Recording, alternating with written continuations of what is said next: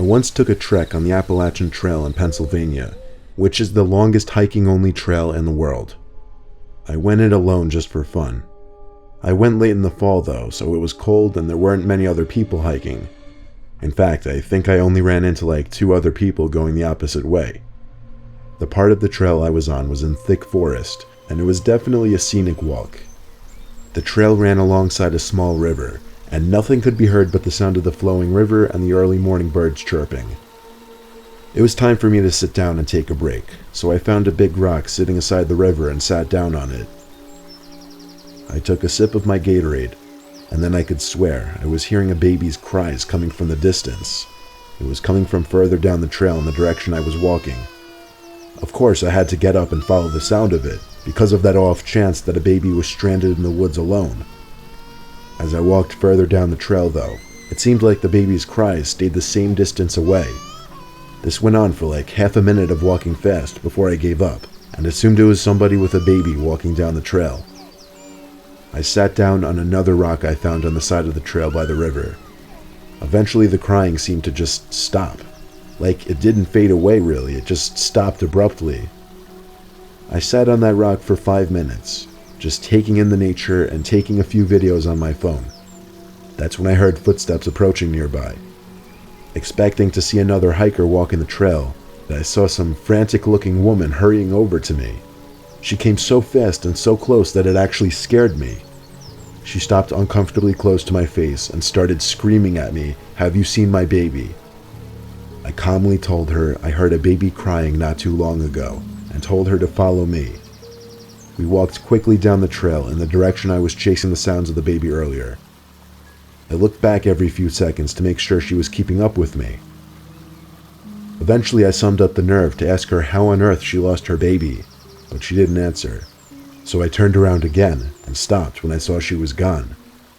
And the weird thing, she was right on my tail just 10 seconds ago. I screamed out for her a few times, but the only sounds around me were the sounds of the birds chirping and the river. I figured even if she trailed off away from me, I would at least still be able to see her in the distance. I stood there for a long time deciding what to do next. Just move on with my life and continue the trail, or walk back and try to find this woman. I did one more quick 180-degree scan of the area we just came from, and what I saw next may not sound very disturbing, but it was disturbing to me in that very spot. I saw the woman standing across the river, arms hanging lifelessly at her sides, and she was looking at me, not saying anything, not moving a muscle, blank expression, just standing like a statue watching me. I had made up my decision right there, and that was to move the hell on with my life right there. I walked as fast as I could away from there until my calves hurt from walking so fast for so long. Eventually I made it back to my car after looping around another trail. I cut the hike short after what happened. I was truly unsettled by it and even started to question my sanity. Like, did that actually even happen? It seemed so unreal, and yet at the same time, it felt real in the sense that I lived it. I just want to know if anyone else who hiked the Appalachian Trail had any kind of freakish experiences like this.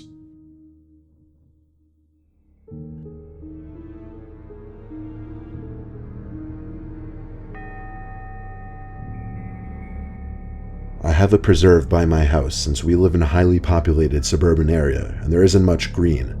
It's a huge preserve with miles and miles worth of biking and hiking trails. So long story short, one night in 2016 at like 11 at night, I decided to go for a run. I'm weird in the sense that I like to avoid people when I go for runs. That's just how I am. I held my phone with a tight grip with the flashlight on and started my run at the edge of the preserve onto the dirt hiking trail. I felt I had more energy running at night too. It was weird, I don't know how to describe it.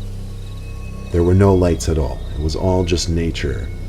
There was also a dead body that came up in the previous week in the preserve, but I didn't really let that concern me too much since I live in one of the safest neighborhoods in the state. It was also a weeknight, so there was literally no one else in this preserve but me. Well, that's at least what I thought. I got tired after about 10 minutes of running. Yeah, I used to be out of shape. I had to catch my breath, so the first bench I found, I sat down on. I have to admit, it was creepy as hell being in a pitch black preserve like that all alone. It feels the same as being alone in the middle of a forest. There were weird sounds coming from all around, and to be quite honest with you, it was scaring me. Of course, most of them were animals, so when I heard leaves and sticks crunching nearby, I assumed it was a raccoon or fox or something. But anyone's worst nightmare came true when I noticed something tall hiding behind one of the trees. I couldn't quite tell what it was because an iPhone's flashlight is only so bright.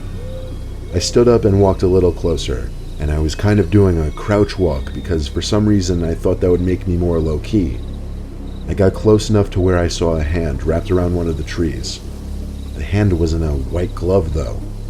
I felt like my heart sank, like I was suddenly in a life or death situation before I could even see who was behind that tree. Then they finally decided to reveal themselves. Someone dressed as a clown stepped into the range of my flashlight. I wanted to wait until now to mention this was back during the clown epidemic in 2016.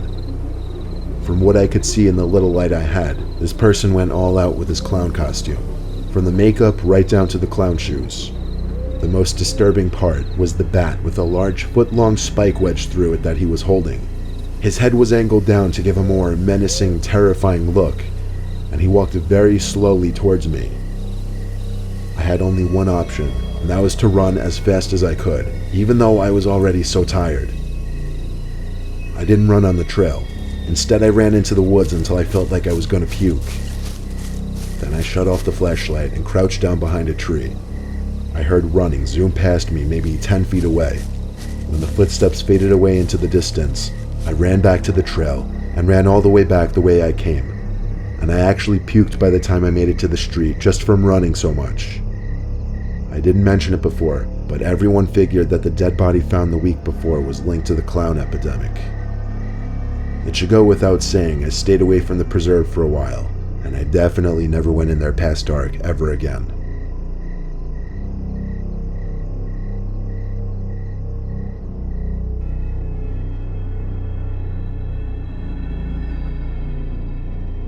I went on a solo camping trip to the woods a few miles from my house.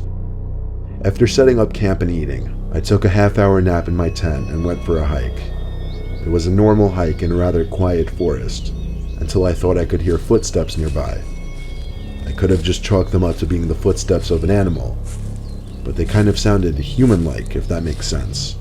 Considering how deep into the woods I was and how far from any real urbanization I was, it would definitely be odd to cross paths with another person there. I didn't go looking around for anyone though, I just continued with my hike. When I got back to my tent, the first thing that I noticed was that the zipper to my tent was undone and the door flap was open. Right away, my heart was racing at the thought of someone having been in my tent. I checked to make sure that nobody was still in there first, and then went inside to see that my bag had been gone through.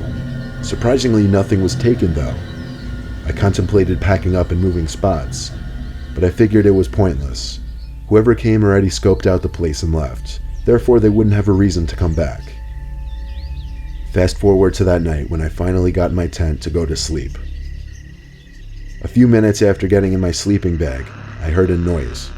The first time I heard it, I had no idea what it could be, but the second time I heard it, it sounded like a staticky breathing sound.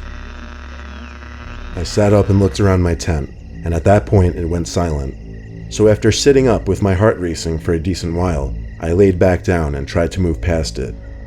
But after not even having my eyes closed for 10 seconds, I heard it again. Some kind of grainy, staticky breathing noise. I started digging through my bag and found something I knew for certain I didn't bring with me. I pulled out a huge, archaic-looking walkie-talkie type thing, and the static was emanating from that. I instantly associated it with the footsteps and whoever searched my tent. But all I was thinking was, why would they put that there? Just then the static stopped and there was a breathing sound once more coming from the big walkie-talkie type thing. And then in a deep, almost unintelligible whisper, I heard the words, "I'm outside your tent." It's crazy how in just a couple seconds your whole world can change, and how your whole body can become overcome with fear. I frantically pressed buttons on the oversized walkie-talkie until it finally seemed to turn off. Then, I heard something hit the ground outside, something heavy, I had a choice.